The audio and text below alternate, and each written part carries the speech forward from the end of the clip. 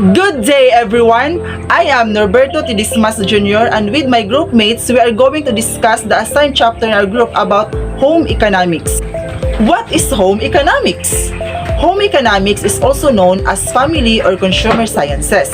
It is a field of formal study including such topics as consumer education, institutional management, interior design, home furnishing, cleaning, handicrafts, clothing and textiles, cooking, nutrition, food preservation, hygiene, child development, and family relationships. It prepares students for homemaking or professional careers.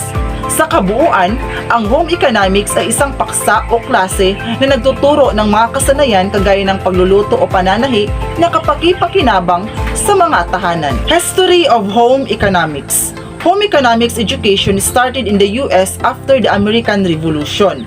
The land-grant colleges and universities established by the Morrill Act of 1862 were the first institution which provided a foundation for the growth of home economics education. This act led to educate farm wives to run their households while their husbands were taking agricultural methods and processes. The history of home economics is attributed to Catherine Beecher, sister of Harriet Beecher Stowe, who was the first to champion the economics of running a home. She is considered the founder of modern home economics. Her treatise was the first complete guide to housekeeping published in America and was reprinted about once every year through the 1860s and 1870s. She argued for the importance of domestic life. She operated schools for women in the Western Territories.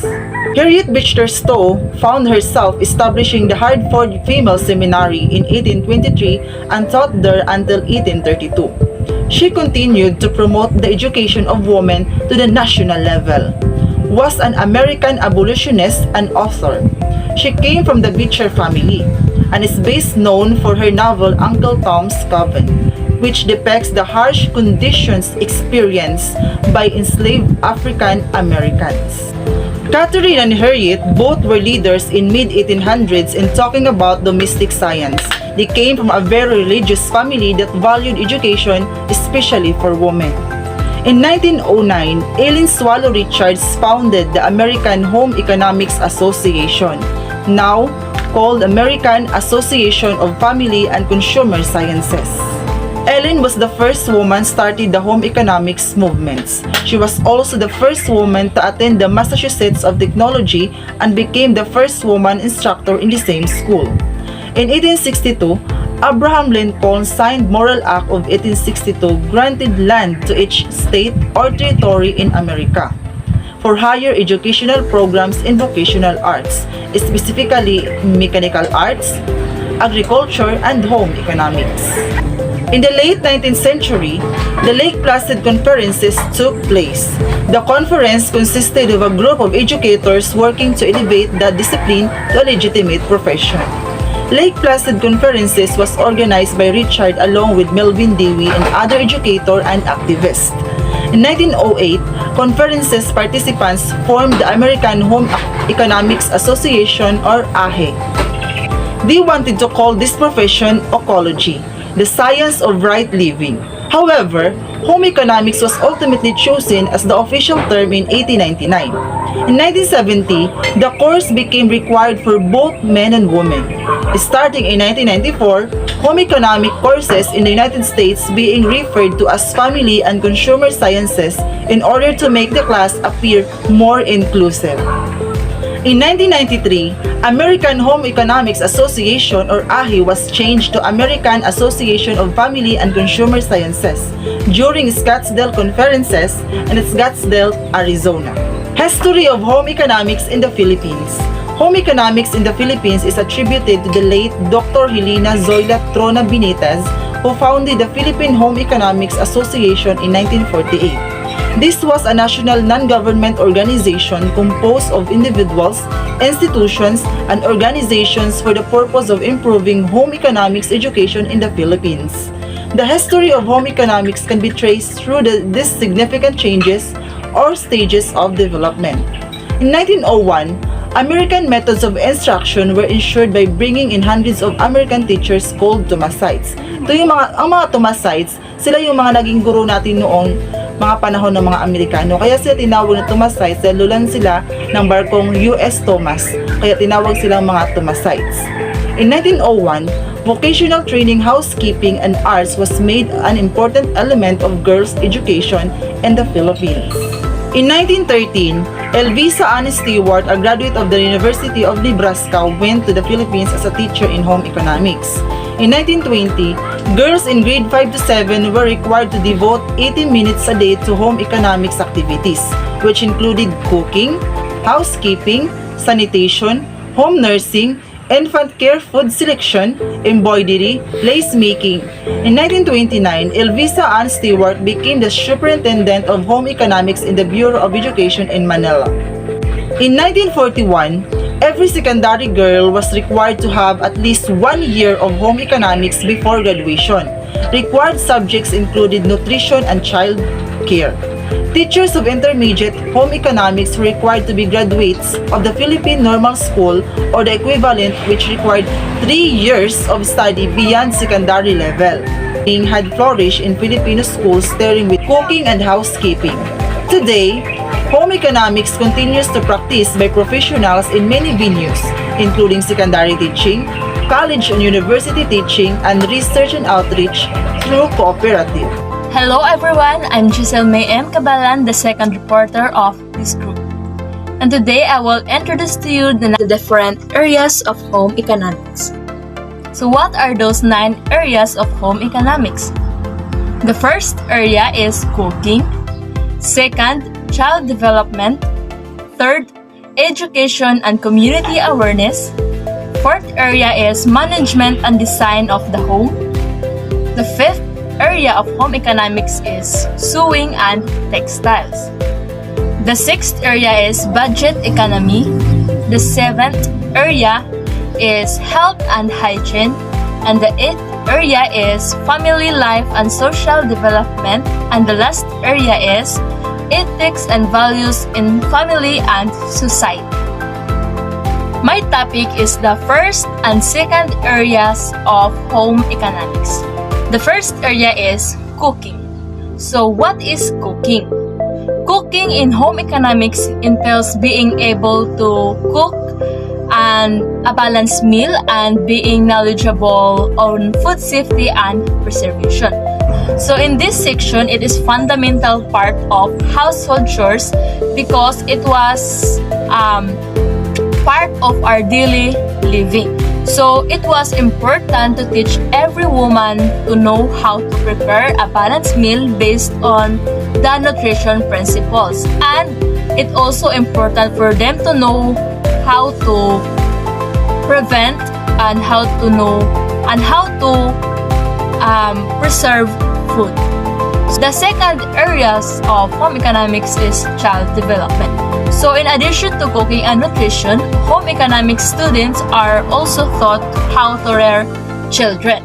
Child development refers to the process through which human being typically grow and mature from infancy through adulthood. So in child development, it focuses on the changes that take place in humans as they grow or mature from birth to about age of 17 years old.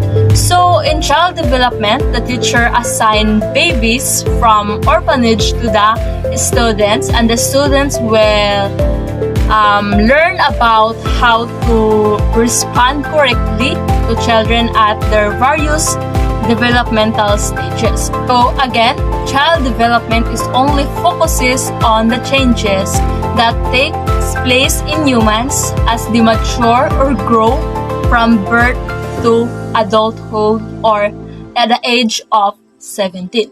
So this is a process which human being typically grow and mature from infancy to adulthood. Hello everyone, I am Rizza and Reyes. I am your reporter for today. My topic is community awareness and education. So, this branch of home economics provide the basic knowledge on how to live in a community. Since women were the first educator for their children, teaching them the basic reading math skills before they entered school, it was significant for them to understand how to teach these skills through education community awareness, which include moral and ethical lessons were originally a part of home economics education. So, since women were the first educators for their children, as kita or magkaanak kita is, before they entered school, tudloan ay nato silang gikan sa bahay. Tudloan nato sila hinay-hinay para gikan pagka-elementary nila is kung unsa tong ato gitudlo sa balay is ilan na tong ma-apply sa school. Not only does home economics teaches students about cooking and safety, but it is also build responsibility. It teaches teens to use the techniques they learn in class in their home life. When teens learn how to take care of their households and themselves, it helps them to become more responsible at home. Home economics also teaches students how to be consumer. It helps students to learn how to budget and spend their money wisely. So, this class teaches things that teens who are growing into adulthood should utilize their everyday life, like patience, attentiveness, situational awareness, and etc.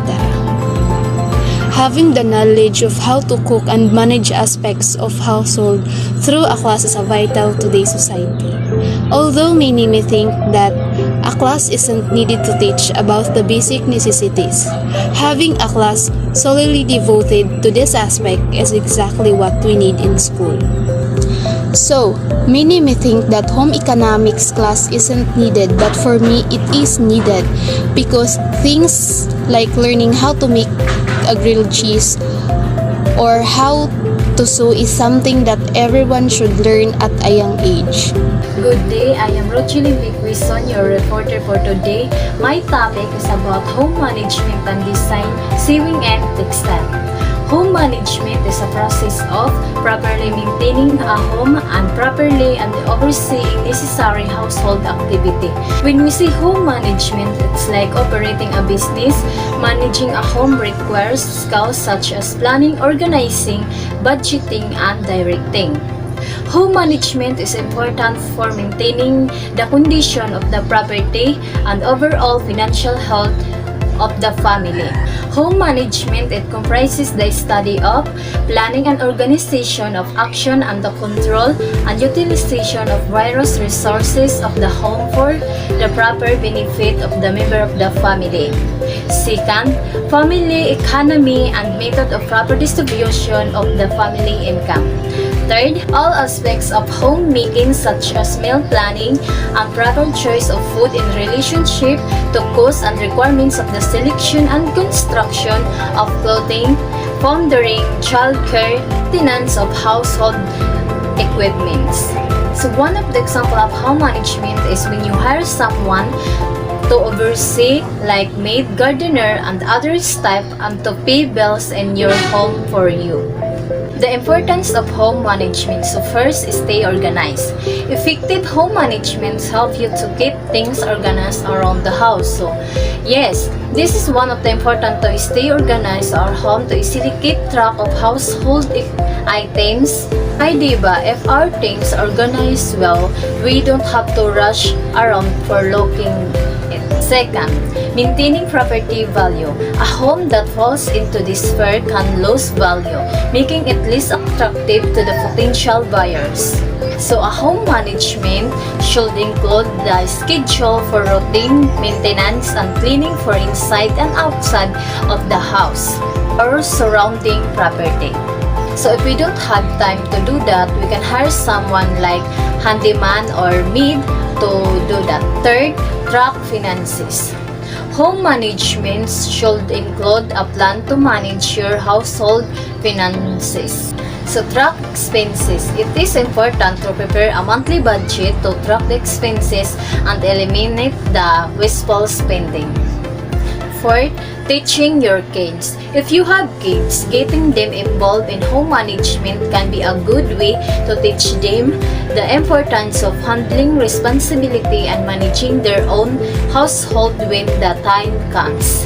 If you have kids, teach them how to manage, organize to their things, and also how to budget money para when the time comes, they already know what to do. Concepts of family resources. According to R.P. Divdas, home management is making the best of the what you have to get and what you want. So, when we say what you have means the resources available in the family, and what you have to get meaning the goals or aims of the family. Resources can be defined as anything we use to achieve what we want. In other words, they are the materials and human attributes what satisfy our wants. So now let's proceed to design. So the element of design are line, shape, form, color, texture, and space. So first, line. Line is any mark greater in length than width. Words to describe the line include the vertical, horizontal, straight, curve, diagonal, thick, thin, dash, or jog, are smooth. So second is shape. Shape is two-dimensional and offers flat. For example, a square is shape. Words to describe shape include the square, rectangle, circle, and triangle, curve, or wavy. So third, form. Form is a structure of an item. It is a three-dimensional with the length and depth. For the example, box is a form. Words to describe form include the cube, box, ball, cylinder, pyramid, free form, or sphere. So fourth is color. Color is what we see when the light is reflected. Words to describe color include the hue, the name of the color, value, the lightness and the darkness of the color, and intensity, the brightness and the dullness of the color. Fifth is texture. It is the surface quality of an item. It is how something feels or appears like it would feels when it is touched. Words to describe the texture include the rough, smooth, soft, flaky, squishy, grainy, or hard. Example, the chair shoe a leather. Leather looks and feel soft, smooth, stick, or cold. Space is the area between and around an object and the area that object occupies. So in a room, you have to define an space. So it is important to consider how much of the space each object will use. For this reason, space is an added element in home decor. Words to describe space include the crowded, open, uncomfortable, comfortable, cozy, noisy, warm, or cold. So the principle of design are balance, emphasis, unity, rhythm, and proportion. So balance means that both sides appears to be equal even if they are not identical. So there are two categories in balance, which is the formal and informal.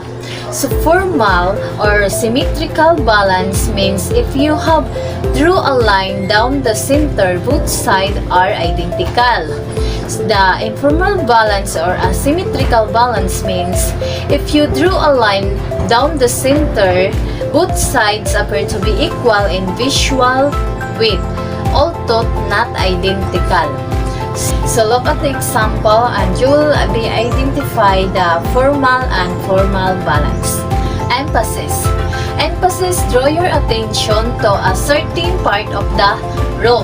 So, for the example, in the image, the yellow chair draw your attention to the center of the room. So unity.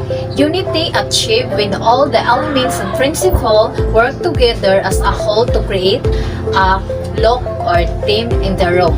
Theme. Rhythm is a feeling or a movement as it direct your eyes around the room. So it is achieved through the repetition of the design elements of shape, form, colors, texture, and lights. Portion. It refers to the relationship of parts within an item. Example for these two chairs. All the parts, seats, back, legs, and spindles are in proportion to each of other. However, the big chair will not be the correct size for scales for toddler, while the child chair will not work very well for an adult use. So now let's proceed to the sewing and textile. Sewing tools may be divided into four main categories, which is the measuring, marketing, cutting, and sewing. Tools for measuring. There are various tools for measuring. Without them, you could not produce or well-fitting garment. Example for tools measuring. See the pictures for the example of tools measuring. Tools for marking. When you're making garments, you will have to transfer making from a paper pattern to the fabric or mark form or mark seam, allowance, darts, and other construction details. The tools listed below will help you to do this task more efficiently. Look at the picture for the example of tools for making. Tools for cutting. Accurate cutting of fabric is very important when sewing. Remember to cut out on a flat, hard surface such as table or a special cutting board. A variety of tools can be used. See the picture for the example of tools for cutting. Tools for sewing. Tools for sewing include the sewing machine and sugar. Good day everyone, I am Judy and Dela Cruz, your presenter for today's lesson. And for today's discussion, I'm going to tackle two areas of the 7 areas of home economics, which are the budget and economy and the health and hygiene. So, what is a budget? A budget is an estimate of income and expenditure for a future period as opposed to an account which records financial transactions. It is an essential element in the planning and control of the financial affairs of a nation and is made necessarily. And with the increasing importance of government expenditures in the economy, the annual budget is an important instrument of the government's macroeconomic policy. Economic conditions sometimes requires interim budgets. And when we say interim budget, it is technically just like the full budget but only for a temporary, like the union budget. It contains a complete set of accounts, including expenditure and receipts. The central government budget is in balance when current receipts are equal to current expenditure. In practice, the Indian budget is generally being in deficit throughout the planned period. A budget deficit is an excess of total budgetary expenditure over total budgetary receipts. And the budget surplus is the opposite of the budget deficit, which refers to the government earning theory tax revenues in more than expending in the current quarter or yearly. So deficit financing is a practice in which a government spends more money than it receives as revenue, the difference being made up by borrowing or minting new funds. If a government takes in $10 billion in revenue in a particular year and its expenditures for the same year are $12 billion, it is running a deficit of $2 billion. And lastly, the essential skill in maintaining an efficient home for women was creating an account. What is health? Health is the normal and healthy state of the body. It is a great source of peace and happiness. Health refers to a healthy state of mind and the body physically to have no disorders or diseases. So, in simple terms, health refers to the person's physical, emotional, and psychological well-being. What is hygiene? Hygiene refers to good practices that prevent disease and lead to good health, especially cleanliness, proper disposal of wastewater, and drinking water supply. So, hygiene refers to all activities that are done to improve and preserve or to maintain our good health. So, the saying goes that health is wealth. It is truly said that all things in the world, health is the most precious that one can possess. Money is definitely a nice thing. However, he cannot give any pleasure to a health man in ruins. Yes, the money cannot give any pleasure to health man in ruins. Because as the body and mind are closely related, the mind cannot be healthy and playful without good health. The balanced and nutritious food. Healthy foods keeps our health good. Some of the food we eat serves as fire to keep the body warm. Another part forms the flesh to give us strength. Pure milk is the most nutritious food. Vegetables and many other things that we generally think are nutritious foods. So a mixed diet is the best food for us. Stale and rotten food is dangerous for our health. Meals must be taken at fixed times. Overeating causes many diseases. Special attention is needed on food when an epidemic prevails. The next one is cleanliness. Cleanliness is necessary for good health.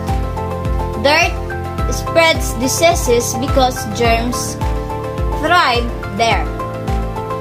They move with the dust in the air, so that a dirty man is easily attacked by diseases. This means that the man who has a clean body and clean clothes, free of dirt and dust and no disease, can easily attack him. The daily bath is a good habit. We should keep our clothes, bedding, food, utensils, and everything else clean. No dirt should be allowed to gather near our homes. We should also keep our teeth and nails clean. And we should remember that cleanliness is close to piety. Bathing is the most important hygiene habit because it keeps our body clean and free from dirt. So today, let's discuss about family life and social development in home economics. Home economics has a lot of importance to family, individuals, and even the nation at large. It can help family members to get along very well with one another. Family life is an important area that shapes the life structure, serving as a frame of our lives from our births to our deaths, along with our professional life. Home economics helps the family to manage their home effectively and help to train family members in child care. It also teaches them how to cope with some of the health and social problems such as poor diet, delinquency, and drug abuse. So here are some steps in coping the family challenges and to maintain a desirable quality to day-to-day life. First, prepare home-cooked meals. Plan a grocery list for 1 week at a time. Eat out less often. Choose fewer packaged foods, less sugar, sodium, and saturated fat. Next, cook and eat together is a perfect time to connect, strengthen relationships, establish traditions, and boost positive energy. The last one is set technology aside. find creative ways to relax and no-cost family walks, skating, and picnic. Hi there, my name is Kian Cervantes, coming from BE 3A. Now, I'm going to have a topic about social development. So what is social development?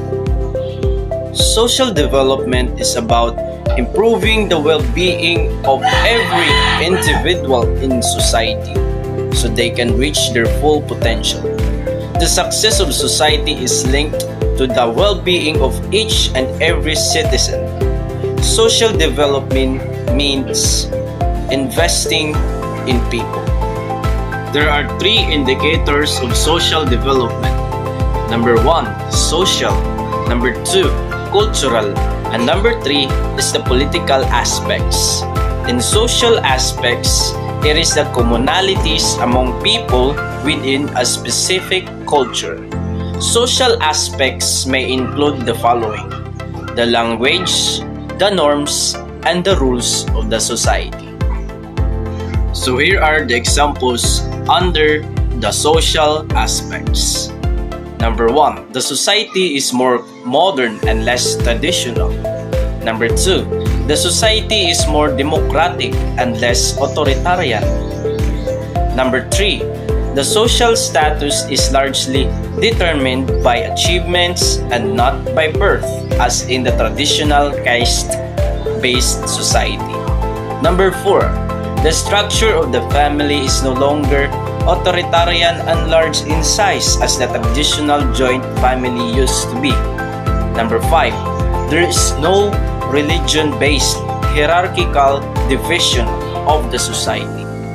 Number 6, the society is urbanized and the general way of the life of people is urban. Number 7, social and occupational mobility in society is unrestricted and fast. Number 8, various governmental and non-governmental agencies are developed to carry out the responsibilities traditionally being carried out by the family. Number 9, the rate of the population growth is slower. And number 10, rates of mortality, including maternal deaths and infant mortality, are also low. Number 11, literacy rates, both male and female, are high. And lastly, number 12, health facilities are expanded and made available to all, from the top to the bottom in the class structure. And now, let's proceed to the cultural aspects. Culture consists of beliefs, behaviors, objects, and other characteristics common to the members of the particular group or society. Thus, culture includes many societal aspects. For example, language, customs, values, norms, rules, tools, technologies, products, organization, and institutions. So here are the examples under the cultural aspects. Number 1, attitude of people in developed societies is essentially individualistic, materialistic, and profit-oriented. Maximizations of achievements is the goal of the people. Number 2, primeval sentiments are no longer dominant in the social behavior of individuals. Number 3, the nationalism and pluralism develop along with social development. Number 4, the institutions and agencies of human rights are growing. Number 5, the value orientation of modern person in a developed society is more individual and family-centered and not community-centered. Number 6, customs and traditions become weak. The rate of the change in the context of social intercourse, foodstuff, clothes, and housing pattern is accelerated. Number 7, religions and the believers exist, but religious practices and rites seems to be on the wane. Number 8, people become more rational and less superstitious and dogmatic. And let's proceed to the third indicator of the social development, and it is the political aspects. In political aspect, democracy is the most acceptable form of political system in the developed and developing societies. So here are the examples of political aspects. Number 1, nation and nationhood development. Number 2, liberty to every citizen is ensured. People enjoy freedom of speech, choice of profession, practice of religion, etc. And the third one is the state is secular. It does not discriminate one citizen from the other on the basis of caste, creed, religion, and region. And the fourth one is the state seeks to guarantee equality among its citizens. And lastly, number 5 is consciousness about the human rights and civil society develops with social development and maturity of democracy. Good day everyone, my name is Joy Aguirre from BE 3A and my topic for today is about ethics and values in family and society. So when we talk about ethics, it determines to what extent our opinions are right or wrong. So next is values. Values tell us what we want to do and achieve in our lives. Values defined as a principles and ideas which help them in making judgment of what is more important. So this time, we will talk about the ethics and values of the society. Ethics and values together lay the foundation for sustainability. Ethics is based on well-founded standards of right and wrong that prescribes what humans ought to do, usually in terms of rights, obligations, benefits to society, fairness, or specific virtue. Ethics and values are important in the society because it builds credibility, leadership, skills, improves decision-making, and provides long-term gain. Honesty, kindness, compassion, respect, and personal responsibility. These are some values of the society that all people should strive to achieve. So here are some ethics and values of the family. Family morals are the beliefs that family members have about right and wrong and good or bad. Treating others with respect and kindness, not taking things that don't belong to you, cooperating with parents by following family rules. We should also not hurt others and also standing up for those who can stand up for themselves. Being respectful and courteous in all interactions. Being generous of what you have. Families also provide us support, encouragement, love, and a place we can return to. We should also give truthfulness, happiness, peace, justice, respect, appreciation, stability, and commitment to every family member. Ethical discussion not only exposes students to contrasting ethical opinions, they also provide an opportunity to understand the reason behind the difference.